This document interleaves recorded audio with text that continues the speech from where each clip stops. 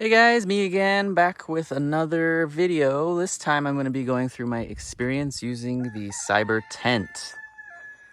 And as the roosters are probably telling you, it is in the morning here on the farm.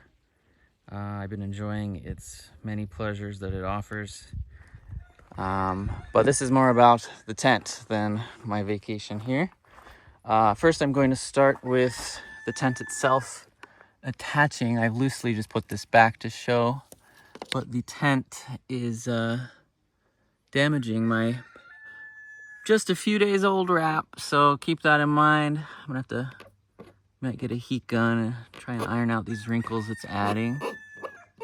Seems like it's not too bad. It does have some scuff marks that might not go away, but if you have a wrapped Cybertruck, I would suggest putting something, I don't know, get some PPF yourself, I guess, and just put something along this hard plastic because it is going to leave some marks. Even the stitching I'm noticing, that's what that's from. There's the stitching. It is basically leaving some embossed marks. Hopefully the self-healing of my PPF just makes that go away in the sunlight. Let's visit the Cyber cooler real quick as I avoid peacock poop on the floor. I have to use these microfiber towels here now because I'm getting scuffs already on this brand new Cyber cooler. I think it is touching some part of the underside of the frunk. So I'm going to be putting microfiber towels on top of this until I can stick some felt pads here upside down, so that when I close the frunk, it will ideally tell me where that is rubbing and scraping off the finish of this Cyber cooler, so I don't have to worry about that getting damaged further. Here's what the Cyber cooler looks like 48 hours, almost to the hour actually, 48 hours later. This was full of, completely to the, I couldn't barely even close it, full of ice and our food that we brought for the 2-night and 3-day trip. But yeah, obviously there's still ice chunks in here. So yeah, it's keeping everything nice and cool. This water is frigid, freezing cold, but that's doing a great job aside from the Cybertruck damaging it. As for the tent itself, I'll show you this from the inside in a minute, but we had a night of rain, and I noticed there's some, it's not like completely watertight. I didn't like that at all. So keep that in mind. This is great for some light rain. I fear if there's wind involved that you're gonna have a bad time. I guess let's hop right into it, literally. The tent has these lovely windows that you can unzip, but even in the morning dew was condensating on this, on the underside. So you've got a nice air gap in between these layers, but the moisture was condensating on the other side of this window. So if you were to knock on it, I was feeling the water droplets fall through the mesh of this layer.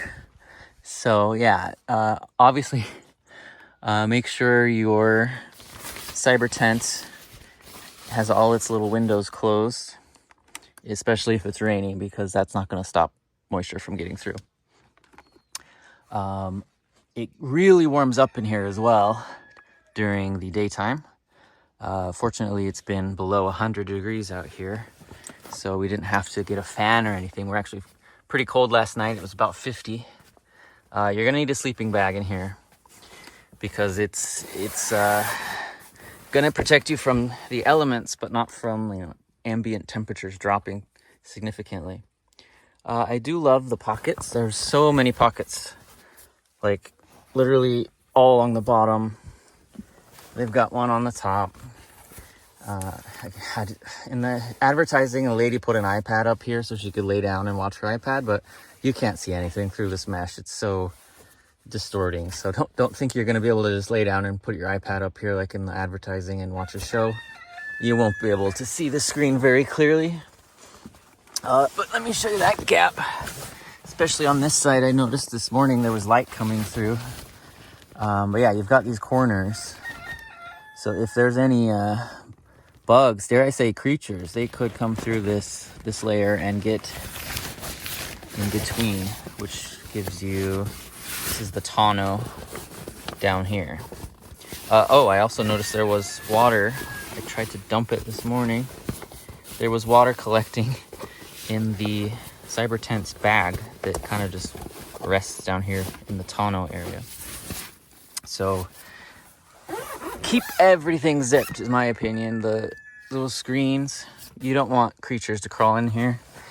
We also noticed the farm cat that lives around here. He was crawling down underneath the cyber tent, because when you close this off, there's still quite a gap of fabric underneath, and little creatures can definitely get up and in. They won't be able to get into your tent, but they can definitely get underneath it. So keep that in mind. If you're camping, don't store food beneath you. Animals can get under there, and they probably will. Raccoons, who knows? As far as sleeping, I slept really well, actually.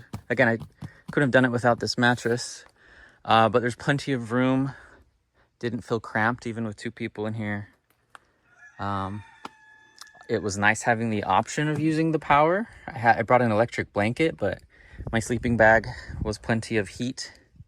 But in the morning, it was really cold. I considered plugging that thing in to heat things up in the tent, because it got pretty chilly in the middle of the night. But having that option to plug in anything while you're camping right underneath you was great. I used a portable wireless battery for my phone, because my phone kept dying. I don't know if it almost felt like being constantly connected to the Tesla Cybertruck through the app was draining my phone batteries. But yeah, I had many power sources to pull from since my phone kept dying so quickly. Assembly of this thing is not as difficult. Takes me maybe 15-20 minutes to set up the tent. The teardown is actually the longest part, because stuffing this huge thing back into that tiny little box that gets zipped up can be a real pain in the butt. I might make a video of a teardown, so for those who are interested can see, but it can be a real pain to get this thing torn down. I would not even want to... Oh, Jesus. Oh, good. I wouldn't want to have to do this in the rain. They recommend you do not pack it up while it's still wet, because that could cause mildew, moisture, mold. You don't want that. But yeah, overall, great experience with the Cyber Tent. I would only recommend getting this thing if you use a voucher, because $3,000 is ridiculous for what it is. I used my $1,800 voucher to bring this down to $1,200. That I could kind of warrant a little bit better. It is a semi-permanent installation. It's very heavy. I believe it's over 150 pounds and just sits in the back of your Cybertruck. So you could remove it, but I don't have anywhere to store such a huge heavy thing, so I'm just going to leave it in the back of my truck. And yes, you can get to things underneath the bed of the tent, but getting these cyber bins out was a little bit of a hassle, since I had to basically get on all fours and crawl halfway down there to grab the lid of my bin that I needed and slowly shuffle it down and out. So it is possible to get under there, but I don't think everybody's going to be able to do it. Hopefully you don't have to store something, put anything you need closer to the tailgate. Everything else you can put them in bins back there just in case you need them, but I wouldn't put anything that you absolutely need in a bin in the far back. They're a real hassle to get down there and get to. But yeah, I think that's pretty much my experience with this tent. it's nice to have. I wish the setup was a little easier, but perhaps, you know, I was expecting push of a button, the electricity pumps it up, you know, one button, you have a tent, but it's not quite so seamless. I do really enjoy the Cyber Tent mode so that it levels out, because the initial place I set up was on a hill and it leveled itself right out. But I ended up moving up here closer to my friends where they stayed so I could be with them and away from those damn roosters, but they wander around the property anyways. But yeah, it's also a bit difficult, obviously, to drive when you have the tent up. So if you do need to relocate, if your tailgate is down, which it will be during Cyber Tent mode, you won't be able to see behind you. I wish there was a better solution. I wish, you know, ideally Tesla would have another camera on this part of the tailgate so you could see what's behind you, but I guess they assume you will not be backing up when you have the tent deployed. Overall, I'll be using this tent again. It's a great tent for 2 people. But yeah, I'd recommend getting it only if you have a voucher. Don't give them your money. That's too much money for what you can get a huge 10-person tent for half the cost. Like, it's absurd. So yeah, drop me a like, subscribe. What do you think of the Cyber Tent? Do you think it's even worth using for it with your voucher? Or am I just crazy?